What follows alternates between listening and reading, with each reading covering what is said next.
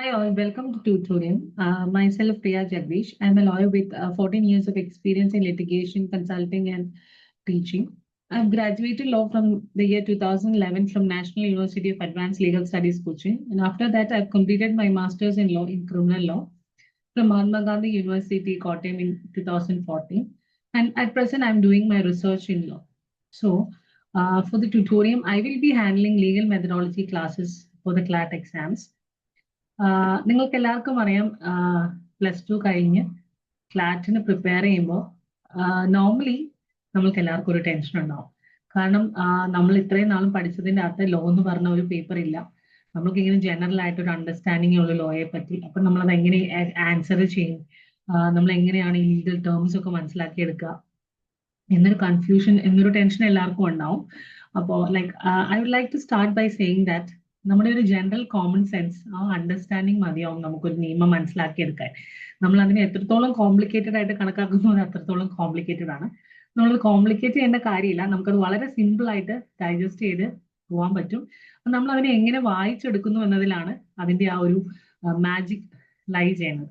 അപ്പോൾ നമ്മൾ ഫ്ലാറ്റില് legal reasoning എന്ന് പറയുന്ന ആ ഒരു ടോപ്പിക്കിന്റെ അടിയിൽ എന്തൊക്കെ കാര്യങ്ങൾ കവർ ചെയ്യണം, അത് എങ്ങനെയാണ് ആൻസർ ചെയ്യേണ്ടത് എന്നതിനെ പറ്റി ഒരു ജനറൽ ബേസിക് അണ്ടർസ്റ്റാൻഡിംഗ് ആണ് ഈ ക്ലാസ് കൊണ്ട്, ഈ വീഡിയോ കൊണ്ട് ഞാൻ ഉദ്ദേശിക്കുന്നത്. സോ ആ ഒരു പേർപ്പസിന് വേണ്ടി ഞാൻ എൻ്റെ സ്ക്രീൻ ഒന്ന് ഷെയർ ചെയ്യാം. ചെറിയൊരു PPT എല്ലാവർക്കും കാണാമെന്ന് വിശ്വസിക്കുന്നു. സോ എങ്ങനെയാണ് ക്ലാറ്റ് എക്സാമിന് നമ്മൾ ലീഗൽ റീസണിങ് ക്രാക്ക് ചെയ്യേണ്ടത്? അപ്പോൾ നമുക്കറിയാം കോമൺ ലോ എൻട്രൻസ് എക്സാം, അപ്പൊ അതിന്റെ പ്രൈം ആയിട്ടുള്ള സെക്ഷൻ തന്നെ ലോ ആയിരിക്കും. അപ്പോൾ fundamental component of the CLAT exam ആണ് ലീഗൽ റീസണിങ്. അതൊരു സ്റ്റുഡന്റിന്റെ aptitude for understanding and applying legal പ്രിൻസിപ്പിൾസിനെ അസസ് ചെയ്യാൻ വേണ്ടിയാണ് അതിന്റെ ക്വസ്റ്റ്യൻസ് ഫ്രെയിം ചെയ്തിരിക്കുന്നത്. അതിന് നമുക്ക് logical analysis in the same time legal നോളജിന്റെ ആവശ്യതയുണ്ട്. അപ്പോൾ നമ്മൾ അറിയാം ക്ലാറ്റിൽ ക്വസ്റ്റ്യൻസ് ചോദിക്കുമ്പോൾ ഇത് ഒരു വൺ വേർഡ് ക്വസ്റ്റ്യൻ ആയിരിക്കില്ല. It's been set in to paragraph. ഒരു പാരഗ്രാഫിലായിരിക്കും, and you have to read carefully the paragraph and you have to answer the questions. അപ്പോൾ നമ്മൾ ആ പാരഗ്രാഫ് വായിച്ചിട്ട് അത് മനസ്സിലാക്കി അതിലുണ്ടെങ്കിൽ ലീഗൽ പ്രിൻസിപ്പിൾസ് ഡിസ്കസ് ചെയ്യുന്നുണ്ടെങ്കിൽ അത് റിലേറ്റഡ് ആയിട്ടായിരിക്കും ക്വസ്റ്റ്യൻ ചോദിക്കുക. അപ്പൊ അത് നമ്മൾ വായിച്ച് മനസ്സിലാക്കി നമുക്കതൊരു ഉത്തരം എഴുതാൻ പറ്റണം. അപ്പൊ ലീഗലായിട്ട് പ്രയർ നോളജ് ഒന്നും ഇല്ലാത്ത ഒരാൾക്ക് അത് എങ്ങനെ ആൻസർ ചെയ്യാൻ പറ്റും എന്നോർത്ത് നിങ്ങൾ ടെൻഷൻ അടിക്കണ്ട. അപ്പോൾ അതിനൊരു പ്രയർ നോളജിന്റെ അല്ലെങ്കിൽ കാണാതെ പഠിച്ചു വെക്കേണ്ട ഒരു ആവശ്യതയില്ല. നമ്മൾ അതിലൊരു സിലബസിലൊരു ഒരു മോർ ദാൻ 5 to 6 ലോസ് മാത്രമാണ് ലിസ്റ്റ് ചെയ്തിരിക്കുന്നത്. അപ്പൊ ആ ലോസ് നമ്മളൊന്ന് ജനറൽ ആയിട്ട് ഒരു ബേസിക് അണ്ടർസ്റ്റാൻഡിങ്, ഒരു ഫൗണ്ടേഷൻ നോളജ് ഉണ്ടായിരിക്കുക. ക്വസ്റ്റ്യൻസ് വായിച്ചു നോക്കാൻ പറ്റണം. എന്നിട്ട് ആ പ്രിൻസിപ്പിൾസ് ഒക്കെ അതിലുണ്ടോ, അതുണ്ടെങ്കിൽ എങ്ങനെയാണ് അതിന് ഉത്തരം എഴുതേണ്ടതെന്ന് കണ്ടുപിടിക്കുകയാണ് നമ്മൾ ആകെ ചെയ്യേണ്ടത്. നമ്മളിപ്പോൾ LLBയുടെ എൻട്രൻസ് എക്സാമിന് ക്ലാറ്റിന് പ്രിപ്പയർ ചെയ്യണ പോലെ അല്ല ഹയർ സ്റ്റഡീസിന്റെ LLMന്റെ എക്സാമിന് നമ്മൾ ക്ലാറ്റിന് പ്രിപ്പയർ ചെയ്യണം. രണ്ടാണ്. അപ്പോൾ LLBയുടെ എക്സാമിൽ നമുക്കൊരു ബേസിക് അണ്ടർസ്റ്റാൻഡിങ്, ഒരു ജനറൽ കോമൺ സെൻഷ്യൽ അണ്ടർസ്റ്റാൻഡിങ് മതിയാവും. പക്ഷെ LLMന് നമ്മൾ പ്രിപ്പയർ ചെയ്യുമ്പോൾ കുറച്ചുകൂടെ ഒരു ഇൻഡെപ്ത് നോളജ് വേണം. അപ്പൊ 12th കഴിഞ്ഞ് നിങ്ങളുടെ അടുത്തൊന്നും നമ്മൾ അത്രയൊന്നും എക്സ്പെക്ട് ചെയ്യണില്ല. ഒരു ബേസിക് അണ്ടർസ്റ്റാൻഡിങ് കപ്പിൾഡ് വിത്ത് കോമൺ സെൻസ് മാത്രമാണ് ആ ഒരു ക്വസ്റ്റ്യൻ ഫോർമാറ്റ് കൊണ്ട് തന്നെ ഉദ്ദേശിക്കുന്നത്. അപ്പൊ സോ മൂവിങ് ഓൺ, നമ്മുടെ ഈ ഒരു എക്സാമില് ആ സ്റ്റുഡന്റിന് എന്തൊക്കെ സ്കിൽസ് ആണ് അനലൈസ് ചെയ്യാൻ ഉദ്ദേശിക്കുന്നതെന്ന് പറയുമ്പോൾ ഞാനൊരു 4 സ്കിൽസ്, എനിക്ക് തോന്നിയ ഒരു 4 സ്കിൽസ് ഞാൻ ലിസ്റ്റ് ഔട്ട് ചെയ്തിട്ടുണ്ട്. ഒന്ന് കോംപ്രിഹെൻസീവ് സ്കിൽ, പിന്നെ analytical skills, then how he can think critically, പിന്നെ ആ ഒരു ലീഗൽ പ്രിൻസിപ്പിൾസ് എങ്ങനെയാണ് ഇന്റർപ്രറ്റ് ചെയ്ത് അപ്ലൈ ചെയ്തിരിക്കാൻ പറ്റുന്നത് എന്നൊരു സ്കില്ലും കൂടെയാണ് അവർ അസസ് ചെയ്യാൻ ഉദ്ദേശിക്കുന്നത്. ഞാൻ നേരത്തെ പറഞ്ഞ പോലെ സിലബസിൽ ലിസ്റ്റ് ഔട്ട് ആയിരിക്കുന്ന ലോസ് ഞാനൊന്ന് വായിക്കാം. So it's constitution of India, law of torts, law of contract, criminal law, family law, international law, intellectual property rights and legal maxims and terminology. ഇത്രയും ലോസിന്റെ പേരൊന്ന് കേട്ട് you shouldn't be worried. I will be explaining in my subsequent slides what are the specific areas that are being covered. അപ്പോൾ നമ്മളിപ്പോൾ constitution of India എന്ന് പറയുന്ന ഒരു വലിയൊരു ഡോക്യുമെന്റ് ആണ്. അപ്പൊ അതിലെല്ലാം ഒന്നും നമ്മൾ പഠിക്കേണ്ട കാര്യമില്ല. കുറച്ച് 2-3 ഇമ്പോർട്ടന്റ് ആയിട്ടുള്ള ഒരു ഏരിയാസ് ഉണ്ട്, നമ്മൾ ആ ഒരു ഏരിയാസ് മാത്രം കവർ ചെയ്താൽ മതിയാവും. അപ്പോൾ കോൺസ്റ്റിറ്റ്യൂഷൻ ഓഫ് ഇന്ത്യയിൽ നമ്മൾ നോക്കേണ്ടിയിരിക്കുന്ന ടോപ്പിക്സ് എന്ന് പറഞ്ഞു കഴിഞ്ഞാൽ, നിങ്ങളെല്ലാം ഈ കോൺസ്റ്റിറ്റ്യൂഷൻ എന്ന് പറഞ്ഞ വാക്ക് നിങ്ങൾ ലൈഫിൽ എപ്പോഴെങ്കിലും ഒരു പ്രാവശ്യം കേട്ടിട്ടുണ്ടാവും.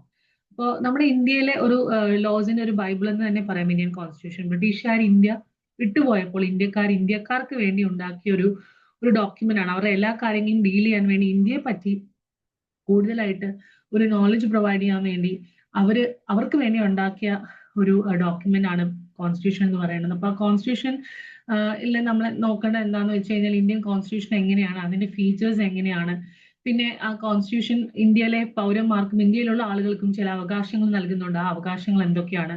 പിന്നെ സ്റ്റേറ്റ് ലോസ് ഉണ്ടാക്കുമ്പോൾ നമുക്കറിയാം ഇന്ത്യയിൽ 3 ടൈപ്പ് ഓഫ് ഓർഗൻസ് ഉണ്ട്: ലെജിസ്ലേച്ചർ, എക്സിക്യൂട്ടീവ് ആൻഡ് ജുഡീഷ്യറി. നിങ്ങൾ സ്കൂളിൽ പഠിച്ചിട്ടുണ്ട് അതൊക്കെ.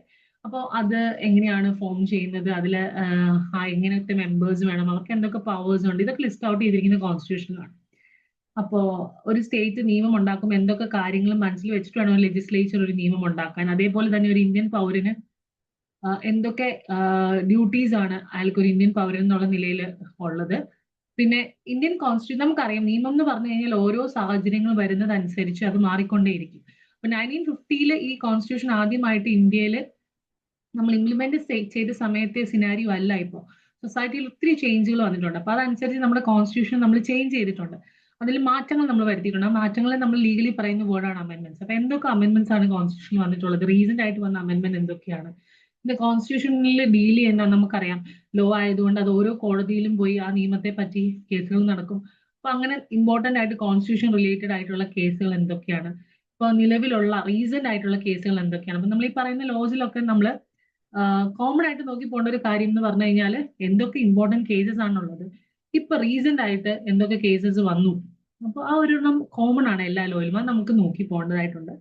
അപ്പൊ ഇതാണ് നമ്മൾ കോൺസ്റ്റിറ്റ്യൂഷനിൽ ബേസിക്കലി മനസ്സിലാക്കേണ്ട ടോപ്പിക്സ്. മൂവിങ് ഓൺ, അടുത്തത് ലോ ഓഫ് ടോട്ട്സ് ആണ്. അപ്പൊ നമുക്കറിയാം, ഒരാൾ ഒരു കൃത്യം ചെയ്തു കഴിഞ്ഞാൽ അയാൾക്കെതിരെ പണിഷ്മെന്റ് കൊടുത്ത് അയാളെ ജയിലിലാക്കുന്നതും അയാള് ആ ജയിൽ ശിക്ഷ അനുഭവിക്കേണ്ടി വരുന്നതുമായ ഒരു ടൈപ്പ് ഓഫ് ആക്ഷൻ ആണ് നമ്മൾ ക്രിമിനൽ ലോ എന്ന് പറയാം. സിവിൽ ലോ എന്ന് പറഞ്ഞു കഴിഞ്ഞാൽ അയാളെ നമ്മൾ ജയിലിൽ പിടിച്ചിരുന്നില്ല പേഴ്സെ, അയാൾ വരുത്തിയ നാശനഷ്ടങ്ങൾക്ക് നമ്മൾ അയാളുടെ അടുത്ത് നിന്ന് പൈസ വാങ്ങിക്കുക, ഒരു കോമ്പൻസേഷൻ എന്ന് നമ്മൾ ലീഗലി പറയും. അപ്പൊ അങ്ങനെ ഒരു ടൈപ്പ് ഓഫ് ലോ ആണ് ലോ ഓഫ് ടോട്ട്സ് എന്ന് പറഞ്ഞു കഴിഞ്ഞാൽ. അപ്പൊ ആ ലോ ഓഫ് ടോട്ട്സ് എന്ന് പറഞ്ഞാൽ എന്താണ്, അതിന് എന്തെങ്കിലും ഡെഫിനിഷൻസ് ഉണ്ടോ? ഇനി ടോഷ്യസ് ലയബിലിറ്റി എന്നാണ് നമ്മൾ പറയാം. അപ്പൊ അത് എന്തൊക്കെ ടൈപ്പ് ഓഫ് ലയബിലിറ്റീസ് ആണ് ഉള്ളത്? പിന്നെ നെഗ്ലിജൻസ്, നൂയിസെൻസ്, ഡിഫോമേഷൻ ഒക്കെ നിങ്ങൾ കേട്ടിട്ടുണ്ടോ? നൂയിസെൻസ്, ഡിഫോമേഷൻ, അപ്പൊ ഇങ്ങനെയൊക്കെയുള്ള ടോട്ട്സ് എന്ന് പറഞ്ഞാൽ എന്തൊക്കെയാണ്? പിന്നെ ഒരാൾ ഒരു ടോട്ട് കമ്മിറ്റ് ചെയ്ത് കഴിഞ്ഞാൽ എന്തൊക്കെ എലമെന്റ് വേണം? പിന്നെ അങ്ങനെ കമ്മിറ്റ് ചെയ്ത ഒരാൾക്ക് എന്തൊക്കെ ഡിഫൻസസ് കോടതി പറയാം? അതായത് ഞാൻ ചെയ്യാൻ എനിക്ക് ഇങ്ങനെ കാരണം ഉണ്ടായിരുന്നു, ഞാൻ അതുകൊണ്ടാണ് ചെയ്തത്, അങ്ങനെയൊക്കെ പറയാനുള്ള എന്തൊക്കെ ഡിഫൻസസ് അയാൾക്കുണ്ട്. അതേപോലെ തന്നെ നമുക്കറിയാം, നമ്മൾ ഒരു കുറ്റം ചെയ്യണമെന്ന് മനസ്സിൽ ഉറപ്പിച്ച് കുറ്റം ചെയ്യാൻ പോകുമ്പോഴാണ് അത് കുറ്റമാകുന്നത്. അപ്പൊ ചില സിനാരിയോയിൽ ടോട്ടല് എനിക്ക് അങ്ങനെ മനസ്സിൽ കുറ്റം ചെയ്യണം എന്നൊരു ചിന്തയില്ല, പക്ഷെ ഞാനൊരു കാര്യം ചെയ്തു, അതുകൊണ്ട് വേറെ ഒരാൾക്ക് ഒരു നഷ്ടം സംഭവിച്ചു. അപ്പൊ എനിക്ക് നമുക്ക് ആ ഒരു കുറ്റം ചെയ്യണം എന്നുള്ളൊരു ചിന്ത ഇല്ലെങ്കിൽ പോലും ഞാൻ ചില സിനാരിയോയിൽ ലയബിൾ ആണ്. അതാണ് സ്ട്രിക്റ്റ് ആൻഡ് അബ്സല്യൂട്ട് ലയബിലിറ്റി എന്ന് പറയുന്നത്. അതേപോലെ തന്നെ പിന്നെ നമ്മൾ കാണുന്നതാണ് കൺസ്യൂമർ പ്രൊട്ടക്ഷൻ ആക്ട്. നമ്മൾ കടയിൽ നിന്ന് ഒരു സാധനം വാങ്ങിച്ചു, അപ്പൊ അതിൽ അവർ പറഞ്ഞ പോലെ ഉള്ള എക്സ്പെക്ടേഷൻസ് ഒന്നും മീറ്റ് ചെയ്യണില്ല, ഞാൻ പറ്റിക്കപ്പെട്ടു എന്ന് എനിക്ക് തോന്നുകയാണ്. അപ്പൊ അങ്ങനെയാണെങ്കിൽ ഞാൻ ഏത് നിയമപ്രകാരമാണ്, ഏത് ഓരത്തെയാണ് അപ്രോച്ച് ചെയ്യേണ്ടത്, ഞാൻ എങ്ങനെയാണ് ഒരു കംപ്ലൈന്റ് ഫയൽ ചെയ്യേണ്ടത്? അപ്പൊ അങ്ങനത്തെ ഡീറ്റെയിൽസ് ഒക്കെ കൺസ്യൂമർ പ്രൊട്ടക്ഷനിൽ പറയുന്നുണ്ട്. പിന്നെ ഞാൻ നേരത്തെ പറഞ്ഞ പോലെ തന്നെ ഇതിൽ നമുക്ക് ലാൻഡ്മാർക്ക് ആയിട്ടുള്ള ലേറ്റസ്റ്റ് ജഡ്ജ്മെന്റ്സ് നോക്കേണ്ടതായിട്ടുണ്ട്. മൂവിങ് ഓൺ, അടുത്ത ലോ എന്ന് പറഞ്ഞാൽ ലോ ഓഫ് കോൺട്രാക്ട് ആണ്. നിങ്ങൾ ഈ കോൺട്രാക്ട് എഗ്രിമെന്റ് എന്നുള്ളത് എപ്പോഴെങ്കിലും ഒക്കെ ലൈഫിൽ കേട്ടിട്ടുണ്ടാവും. അപ്പൊ ഈ കോൺട്രാക്റ്റും എഗ്രിമെന്റ് എന്ന് പറഞ്ഞാൽ സെയിം ആണോ? ഒരു ഒരു എഗ്രിമെന്റ് കോൺട്രാക്ട് ആവാൻ എന്തൊക്കെ എസെൻഷ്യൽസ് വേണം? പിന്നെ എത്ര ടൈപ്പ് ഓഫ് കോൺട്രാക്ട്സ് ഉണ്ട്, അതെങ്ങനെയാണ് ഫോം ചെയ്യുന്നത്? പിന്നെ രണ്ടുപേര് തമ്മിൽ ഒരു കോൺട്രാക്റ്റിൽ എത്തിപ്പെട്ടാൽ അവർക്ക് എന്തൊക്കെ റൈറ്റ്സ് ആൻഡ് ഡ്യൂട്ടീസ് ഉണ്ട്? പിന്നെ കോൺട്രാക്റ്റിൽ ഏർപ്പെട്ട രണ്ടുപേരിൽ ഒരാൾ ആ ഡ്യൂട്ടി ഒന്നും ചെയ്യാതിരുന്നു കഴിഞ്ഞാൽ എന്ത് പറ്റും? അതിനാണ് നമ്മൾ ബ്രീച്ച് എന്ന് പറയാം. അപ്പൊ അങ്ങനെ ബ്രീച്ച് സംഭവിച്ചാൽ എന്ത് പറ്റും? മറ്റേ അതിൽ നഷ്ടം പറ്റിയ പാർട്ടിക്ക് എന്ത് ചെയ്യാൻ പറ്റും? എന്തൊക്കെ ലീഗലി എന്തൊക്കെ റെമഡീസ് ആണുള്ളത്? അതേപോലെ തന്നെ ചില സിനാരിയോസിൽ ലീഗൽ അല്ലെങ്കിൽ കോൺട്രാക്ച്വൽ ഒബ്ലിഗേഷൻ ഇല്ലെങ്കിൽ പോലും കോടതി അതിനെ കോൺട്രാക്ട് ആയിട്ട് കൺസിഡർ ചെയ്യും. അപ്പൊ അത് എങ്ങനത്തെ സിനാരിയോസ് ആണ്? പിന്നെ സ്പെസിഫിക് ടൈപ്പ് ഓഫ് കോൺട്രാക്ട്സ് എന്ന് പറയുമ്പോൾ ഇൻഡെംനിറ്റി, ഗ്യാരണ്ടി ഏജൻസി, അങ്ങനെ പല ടൈപ്പ് ഓഫ് കോൺട്രാക്ട്സ് ഉണ്ട്. അപ്പൊ അത് എന്തൊക്കെയാണെന്ന് നമുക്ക് കാണണം. അതേപോലെ തന്നെ ലാൻഡ്മാർക്ക് ആയിട്ടുള്ള ലേറ്റസ്റ്റ് ആയിട്ടുള്ള റെലവെന്റ് ജഡ്ജ്മെന്റ്സിനെ പറ്റിയും നമ്മൾ മനസ്സിലാക്കേണ്ടതായിട്ടുണ്ട്.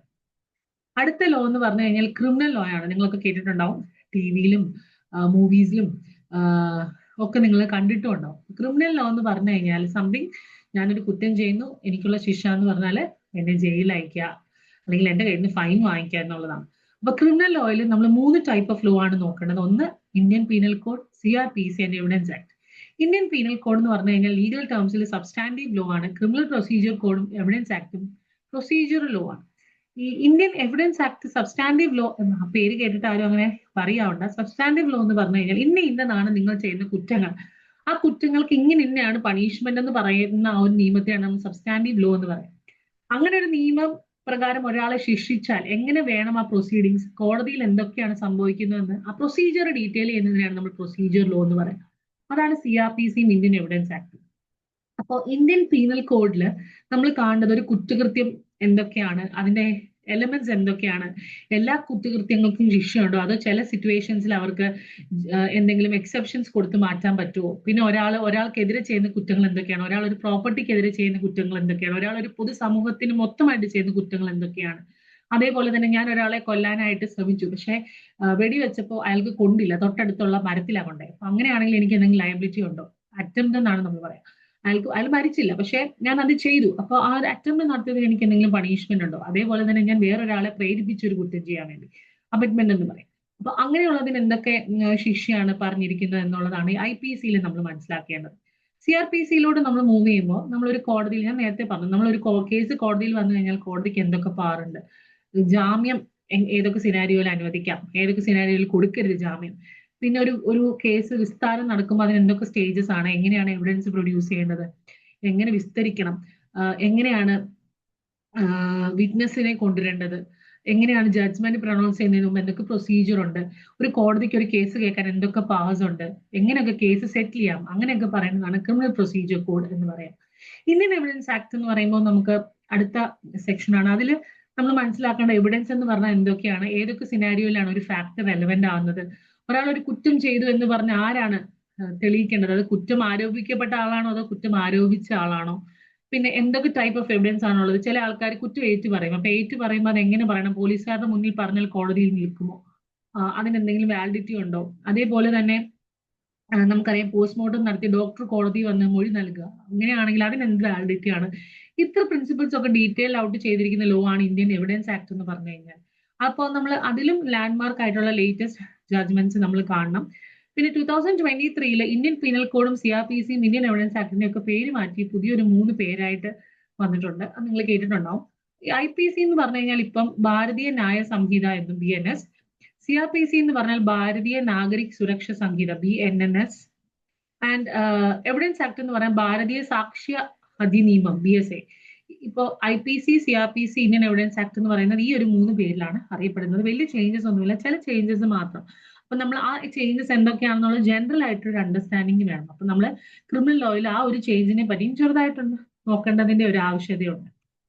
മൂവിങ് ഓൺ, ഫാമിലി ലോയ്ക്ക് നിങ്ങൾക്ക് അറിയാം എന്താണ് മാരേജ് എന്ന് പറഞ്ഞാൽ, ഹിന്ദുസിന്റെയും ക്രിസ്ത്യൻസിന്റെയും മുസ്ലിംസിന്റെയും ഒക്കെ ഏതെങ്കിലും മാരേജ് ഒന്നാണോ, എപ്പോഴാണ് ഒരു മാരേജ് വാലിഡ് ആവുന്നത്, പിന്നെ ഡിവോഴ്സ് എന്ന് പറഞ്ഞാൽ എങ്ങനെയാണ്, എല്ലാ റിലീജിയനിലും ഒരേപോലെയാണോ, ഒരു ഡിവോഴ്സ് ഫയൽ ചെയ്യണമെങ്കിൽ എന്തൊക്കെ പ്രൊസീജിയർ ഉണ്ട്, പിന്നെ അത് കഴിഞ്ഞ് കുട്ടികളുടെ കസ്റ്റഡി അവരെ എങ്ങനെ നോക്കണം, പിന്നെ ഒരാൾക്ക് കുട്ടികളില്ല അഡോപ്റ്റ് ചെയ്യണം, അപ്പൊ അത് എന്റെ പ്രൊസീജിയർ എന്താണ്, പിന്നെ എങ്ങനെയാണ് വിമനെയും ചിൽഡ്രനെയും ഒക്കെ നമ്മൾ നോക്കേണ്ടത്.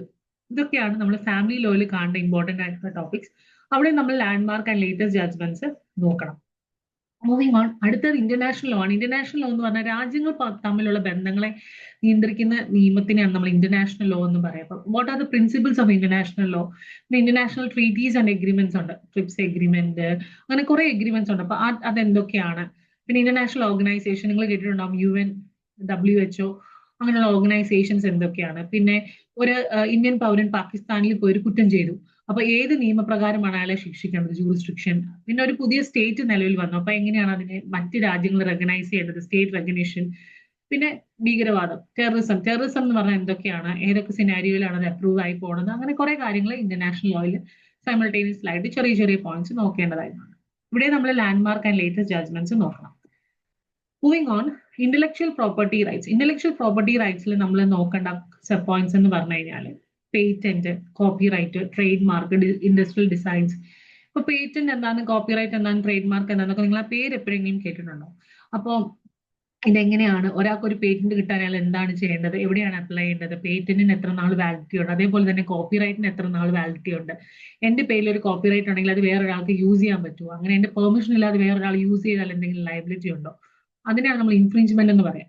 അങ്ങനെ ഒരാൾ എന്റെ കൺസെന്റ് ഇല്ലാതെ അത് യൂസ് ചെയ്ത് കഴിഞ്ഞാൽ എനിക്ക് അയാൾക്കെതിരെ എന്തൊക്കെ നടപടികൾക്ക് പോവാം.